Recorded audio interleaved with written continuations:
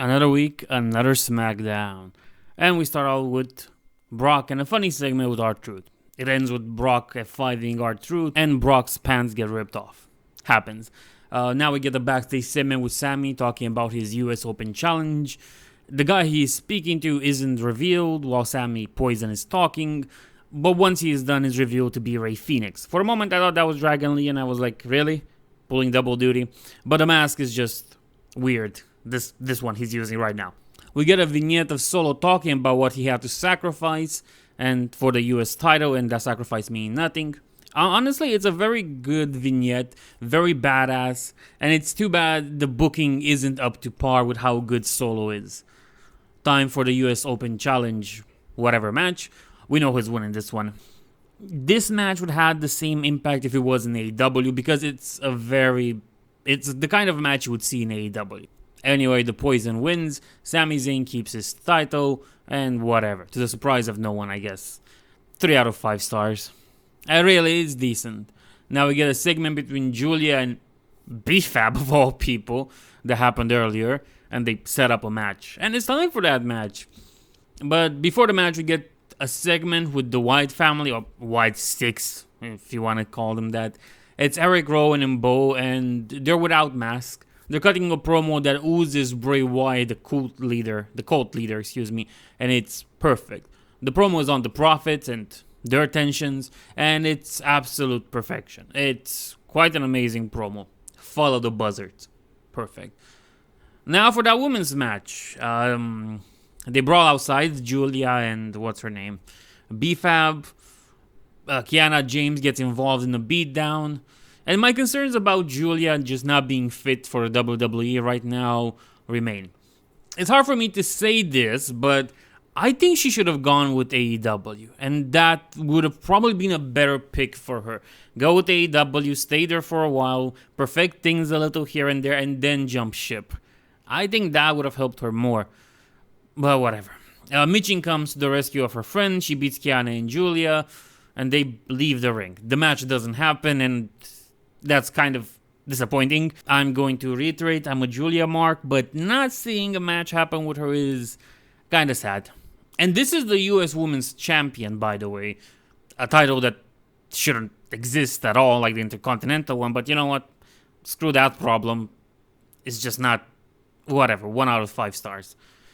Segment of Drew lifting weights, because sure, why not, in preparation for his main event match with Randy Orton.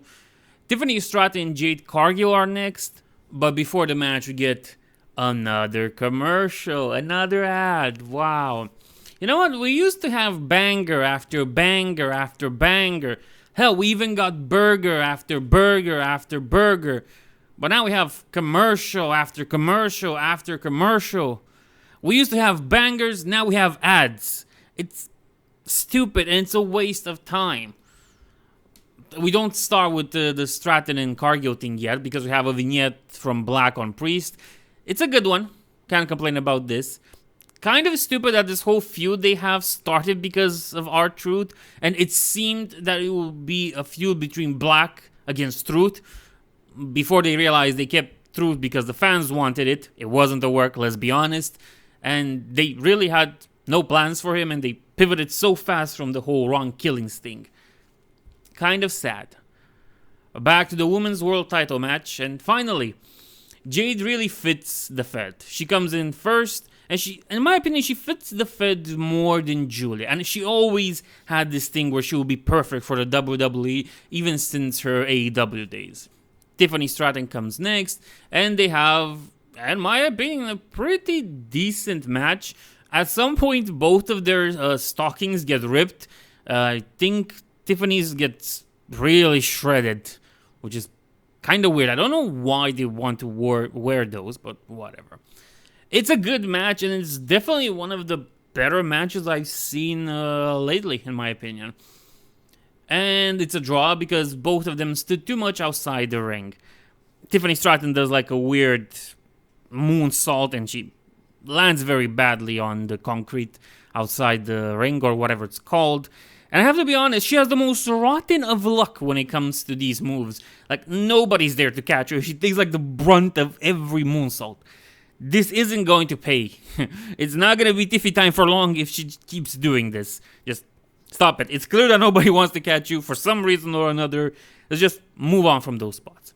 Anyway, it's a double count out, and the match, again, is good, and it's a 3 out of 5. It would have been a 4 out of 5 stars if it ended properly. But Nia Jax comes up next, and she beats everybody up. That includes Jade Cargill and Tiffany Stratton, and she stands the victor of this. Now we get a segment with Nick Aldis exiting his office, green segment with Chelsea Green where she wants like a women's tag team match, whatever. Miz comes to talk about an opportunity for tag team titles. Nick Aldis tells him that Miller already spoke about a title shot. We now see Orton doing his stretching. We get some long segment about the history of John Cena and Brock Lesnar. It's very well done, but this is only part 1 and we'll get part 2 next week.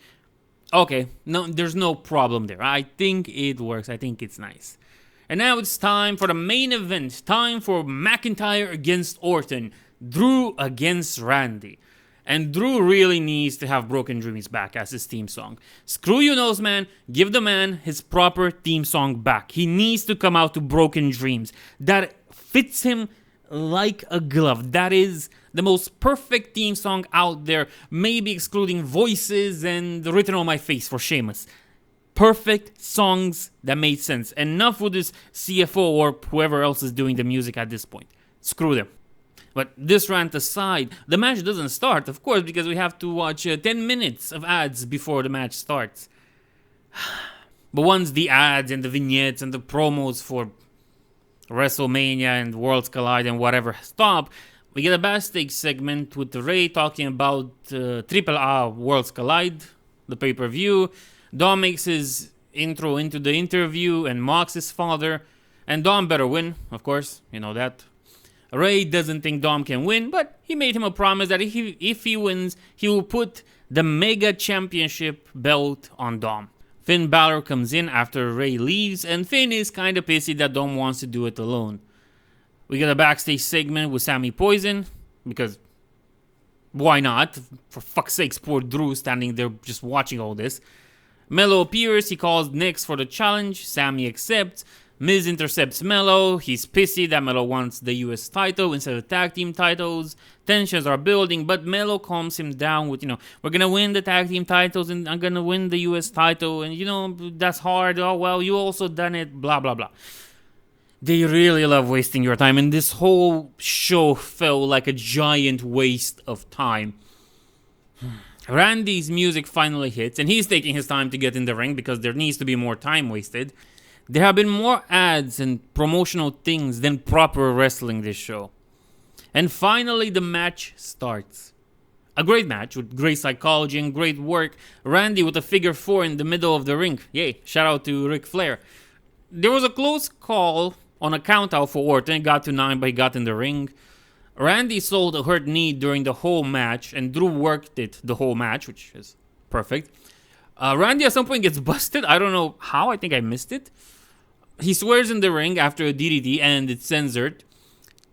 Because let's be honest, Noseman is stupid enough to want to keep it family friendly, but is pricing out families. I guess that's mostly TKO, but they're pricing out families. They're they're broadcasting their show on a streaming platform that has no problem with swearing, nudity, all kind of disgusting propaganda. But Randy Orton saying fuck or shit or something, no, that's a giant problem. That's what we should avoid. Not the whole platform as a whole. Yeah, anyway. Randy wants to do a pun kick on Drew, which is, everybody's expecting that. But the ref somehow is stopping him. And I have no idea why. There is no explanation for it. There's no sense in stopping the pun kick. And screw you for questioning this, I guess. And Drew comes out with a Claymore and he wins. Drew then throws Orton outside, does something on the table, and he prepares his own punt to Randy. And guess who comes to save Randy Orton? His best friend, Cody Rhodes.